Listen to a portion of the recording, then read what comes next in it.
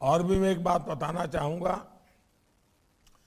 खास करके private sector के साथियों से। आज हमारे बच्चे पढ़ने के लिए, खास करके मेडिकल एजुकेशन के लिए, दुनिया के छोटे छोटे देशों में जा रहे हैं। वहां लैंग्वेज भी प्रॉब्लम है, फिर भी जा रहे हैं। देश का अरबों खरबों रुपया बाहर जा रहा है। क्या हमारे प्राइवेट सेक्टर बहुत बड़ी मात्रा में इस फील्ड में नहीं आ सकते? क्या हमारी राज्य सरकारें इस प्रकार के काम के लिए जमीनों को देने में उम्दा नीतियां नहीं बना सकती हैं, ताकि अधिकतम डॉक्टर्स हमारे यहाँ तैयार हो, पैरामेडिक्स तैयार हो? इतना ही नहीं, हम दुनिया की मांग पूरी कर सकते हैं।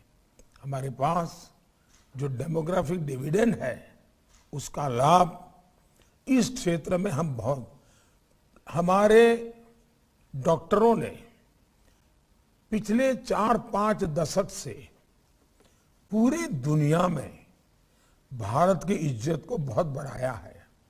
भारत का डॉक्टर जहां भी गया है, उसने उस देश के दिल को जीता है।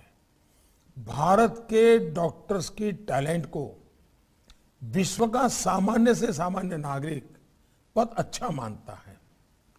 इसका मतलब हमारा ब्रांडिंग हो चुका है। अब हमें योग्य लोगों को तैयार करने में तेजी लानी है। उसी प्रकार से दुनिया की सबसे बड़ी हमारी हेल्थ एश्योरेंस स्कीम, मैं इसको हेल्थ इंश्योरेंस स्कीम नहीं कहता हूं, और वो आयुष्मान भारत एश्योर्ड इनकम है। भारत सरकार ने इंश्योरेंस लिया हुआ है। आपके अस्पताल अगर बड़े बन गए और वो गरीब व्यक्ति वहां आएगा, तो उसका पेमेंट भारत सरकार की व्यवस्था से होने वाला है। आपके लिए पैसों के कारण मरीज नहीं आएंगे, वो स्थिति अब नहीं रही है। क्या मेरे प्राइवेट सेक्टर के लोग टियर 2, टियर 3 सिटीज में इंफ्रास्ट्रक्चर के आगे आए? आयुष्मान भारत स्कीम के जो मरीज हैं, उनके लिए स्पेशल फैसिलिटी डेवलप करें। आपको इनकम का कोई प्रॉब्लम नहीं होगा, आपका इन्वेस्टमेंट का रिटर्न मिलेगा। यानी इतनी योजनाएं हैं, और इन कामों में पब्लिक प्राइवेट पार्टनरशिप, ये हमारे देश के हेल्थ सेक्टर को बहुत मजबूत बना सकती हैं। और आपने देखा होगा कि हमारे आयुर्वेद ने बहुत बड़ी प्रतिष्ठा प्राप्त की है। खास करके कोरोना के कालखंड में हमारे हर्बल प्रोडक्ट जो हैं, आज दुनिया में बहुत बड़ा एक्सपोर्ट बढ़ा है। मतलब कि इसके प्रति आकर्षण बढ़ा है। हम सब मिलकर के इन योजनाओं को भी कैसे ले जाएं, मैं चाहूंगा खुले मन से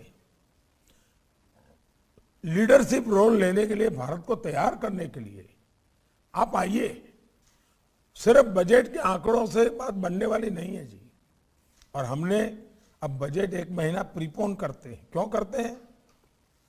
क्योंकि हमें फरवरी और मार्च महीना बजट के सारे प्रावधानों के लिए योजनाएं तैयार करने में सुविधा हो, और 1 अप्रैल से ही हमारा नया बजट एक्चुअली जमीन पर फंक्शन करने लगे, ताकि हम कम समय में अधिक से अधिक आउटकम की ओर आगे बढ़ सकते हैं।